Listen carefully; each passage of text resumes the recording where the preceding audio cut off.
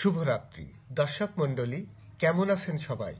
আশা করি শীতের এই রাত্রে সবাই ভালোই আছেন। আজকে দৈনিক ইত্তেফাক পত্রিকার একটি সংবাদ নিয়ে আপনাদের দৃষ্টি আকর্ষণ করছি। ইতিমধ্যেই সেন্ট মার্টিন নিয়ে বাংলাদেশের মানুষের অনেক নজরদারি সৃষ্টি হয়েছে। আজকে ইত্তেফাকের এই সেন্ট মার্টিন একটি শিরোনাম করেছে, দেখি সংবাদে কি লিখেছে। সেন্ট মার্টিনের জীববৈচিত্র্য রক্ষায় সর্বশেষ 2020 সালের আগস্টে সেখানে প্রথম পর্যটক নিয়ন্ত্রণের উদ্যোগ নেওয়া হয়েছিল। সরকারের তরফ থেকে গবেষণা সংস্থা সেন্টার ফর জিওগ্রাফিক্যাল ইনফরমেশন সার্ভিসেসকে CIGIS একটি সমীক্ষা করার দায়িত্ব দেওয়া হয়।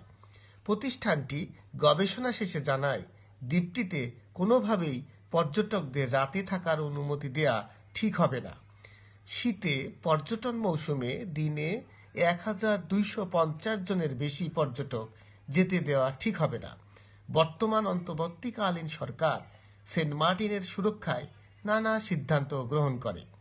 সিদ্ধান্ত অনুযায়ী নভেম্বর মাসে পর্যটকরা সেন্ট মার্টিন দ্বীপ ভ্রমণে যেতে পারবেন, তবে রাত যাপন না করেই ফিরে আসতে হবে।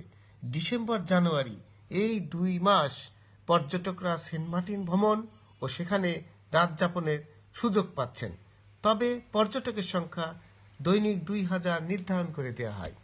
এই খবরটি এমনভাবে প্রচার করা হয় যে মনে করা হচ্ছিল যে সেন্ট মার্টিন দ্বীপে বাংলাদেশের মানুষদের যেতেই হয়তোবা ভিসা অন্য কিছু লাগবে।